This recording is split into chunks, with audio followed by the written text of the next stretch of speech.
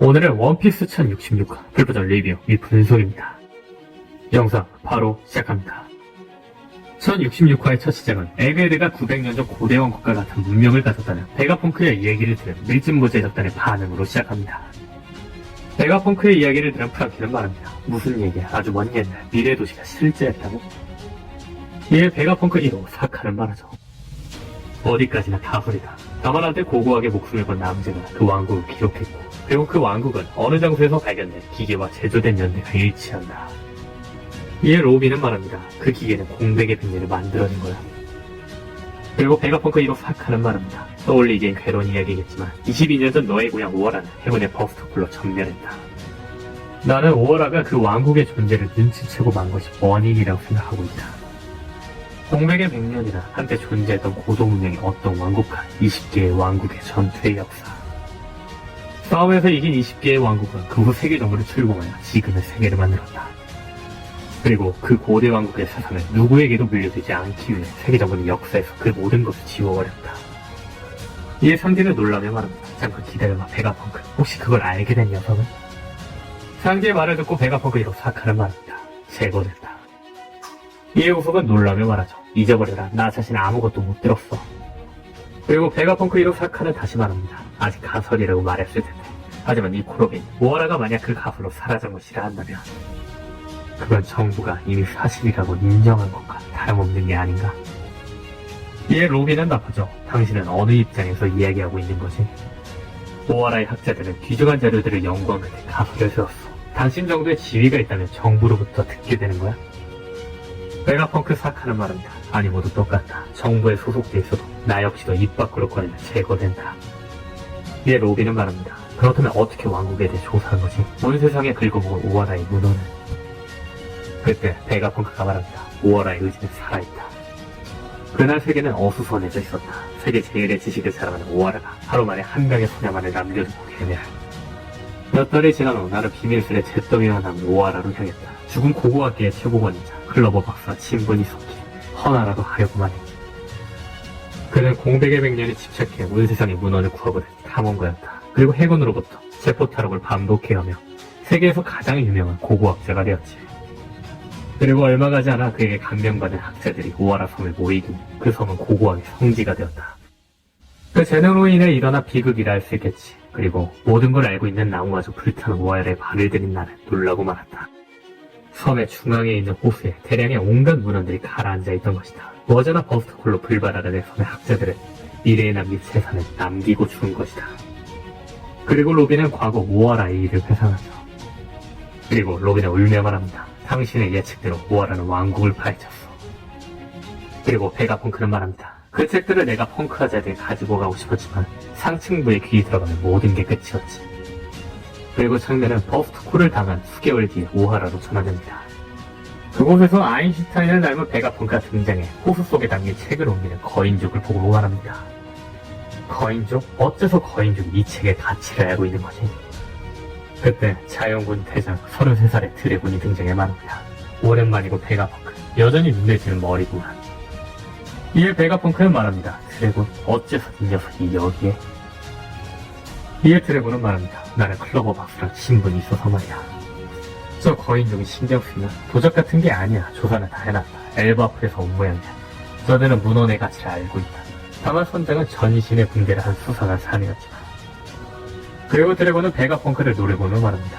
너희들 세계정부가 이걸 눈치채지 않고 파괴하지 않아 다행이군. 듣고선 어이가 없었다. 이 녀석이 드디어 정부가 키우는 개가 되었다니. 우리 자연군의 권위를 걷어찼는데 말이야. 이에 베가펑크는 말합니다. 바보 같은 소리. 내 지혜와 기술이 너희 같은 가난한 군대에서 뭘 만든다는 거냐. 세계정부는 거대한 조직이야. 뜻이 통하는 놈들도 많아. 표적을 헷갈리지 마라. 그때 드래곤은 말합니다. 법이라는 이름을 가진 불합리의 의견을 낸 것만으로 아무런 힘도 없는 학자들이 폭력에 의해 때려눕혀졌다. 너는 싸울 수 있는 군대를 만들 거다, 베가펑크. 이에 베가펑크는 말합니다. 전쟁을 혐오하는 네가 말이냐. 이에 드래곤은 말하죠. 지켜봐라 베가펑크, 내가 세상을 바꿔주겠다. 클로버 박사의 죽음을, 오아라의 의지를 헛수고로 만들지 않겠어. 그리고 현재로 돌아오며 베가펑크는 말합니다. 같은 해 드래곤은 이완코프, 쿠마와 함께 혁명군을 만들었지. 오하라의 문화는 확실히 정부에게서 들켜서는 안 되지만 나 자신의 흥미로 비밀리에 엘바프레가 자료를 전부 읽게 해달라고 했다. 그리고 베가펑크의 회상 속 아오키지의 동료이자 로빈의 친구 사우루와 베가펑크가 이야기하는 장면이 회상되죠. 그리고 다시 현재로 돌아와 베가펑크 이로 사카는 말합니다. 세계의 수수께끼는 내가 전부 이누의 물려보다 연구를 진행해왔다. 그때 로빈은 울며만 하죠. 그 거인족 선장 이름은 사우루 맞지? 그리고 베가펑크는 말합니다. 그는 지금 몸을 숨기고 있다. 누구라 하더라도 알려줄 순 없어. 나는 모든 학문에 통달했다. 학제, 권성지, 따라와라. 너희들에게 보여주고 싶은 게 있다. 그리고 장면은 거대 로봇을 발견한 루피 일행으로 전환됩니다. 그런데 그때 로봇이 폭발하기 시작합니다. 그리고 베가펑크가 등장해 말하죠. 도와줘, 곤란하고 또 실패인가? 워프 중에 시공간이 뒤틀린 건가? 그런데 그때 베가펑크는 루피를 보며 말합니다. 자네는 드래곤의 아들 아닌가? 뭔 건 알고 있었네. 베가펑크의 마지막 대사로 1066화의 끝이 납니다. 이번 1066화의 주요 포인트는 과거 자연군 대장 드래곤은 해군이었을까입니다. 개인적으로 저는 드래곤은 해군 출신이 맞다고 생각합니다. 그 이유는 드래곤이 해군이라는 떡밥이 분명히 존재한다는 거죠.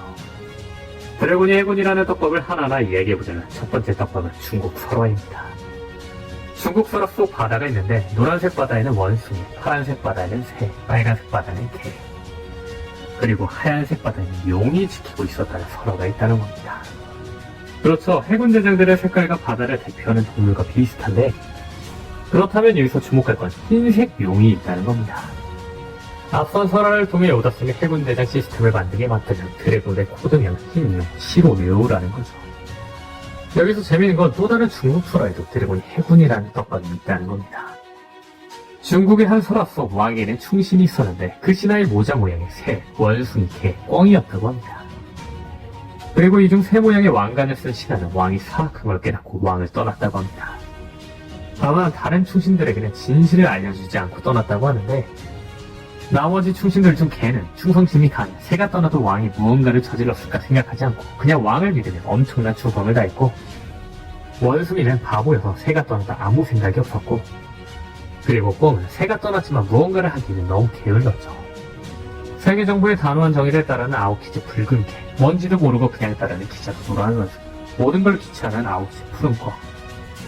즉, 이 설화는 아카이누의 해군과 절제정의에 대한 충성심, 그리고 키자루의 우조상, 아오키지의 게으름을 담아놓은 건데 왕의 사악함을 보고 떠난 새는 앞선 이야기 중 한 명, 흰색 용이 몽키니 드래곤을 의미하는 게 아닐까라는 겁니다. 드래곤이 해군 출신이라는 두 번째 덕밥은 해군 중장 및 해군 대장들의 코드명입니다. 아카이누는 붉은 개, 아오키지는 푸른 꿩, 키자루는 노란 원숭이, 후지토라는 보라색 호랑이, 류큐큐는 초록소, 모모우사기는 분홍색 토끼, 차토는 갈색 돼지, 그리고 1054화에서는 쿠로마, 검은색 말까지 등장했죠. 근데 여기서 여러분들 현재까지 해군을 상징하는 동물들을 보시면서 이상한 거 없었나요? 그렇죠. 12지신에 나오는 동물들이 모두 나오고 있다는 겁니다. 현재 등장하지 않은 동물은 쥐, 소, 용, 뱀, 양뿐이죠. 그렇죠. 오다스는 해군 주요 인물들의 상징 동물을 12신 동물을 모티브로 삼아 만들었다는 겁니다. 그렇다면 제가 주목한 건 용입니다. 현재 공개되지 않은 12지신 중 공개되지 않은 용. 사실 원피스에서 용은 굉장히 중요한 떡밥입니다. 세계 정부를 창설한 천룡인의 이름에는 용이 들어가며 심지어 천룡인의 상징은 용의 발자국이기도 합니다. 즉, 용이라는 건 원피스에서 굉장히 중요한 떡밥인 만큼 해군 간부 중 용을 상징하는 자는 굉장히 의미가 있는 자로 나올 거라는 거죠. 그렇다면 앞선 설화들을 생각해본다면 가장 가능성 있는 건 드래곤의 확률이 크지 않을까요? 드래곤이 해군 출신이 맞다면 재밌는 건 아카이누와 드래곤은 55세로 동갑이라는 겁니다. 그렇다면 성격적으로 보아 동갑인 아카이누와 드래곤은 해군에서 세계의 라이벌이었을지 모릅니다. 그렇다면 여기서 주목할 건 아카이누는 루피를 밀짚모자가 아닌 드래곤의 아들이라고 부른다는 겁니다. 보통 원피스 세계관에서 루피의 친구들을 제외하고 다른 이들은 루피를 밀짚모자라고 부릅니다. 근데 루피를 굳이 드래곤의 아들이라고 부르는 아카이누, 이 둘 사이에 정말 악연이 있던 걸까요? 오늘 영상은 여기까지입니다. 시청해주셔서 감사합니다.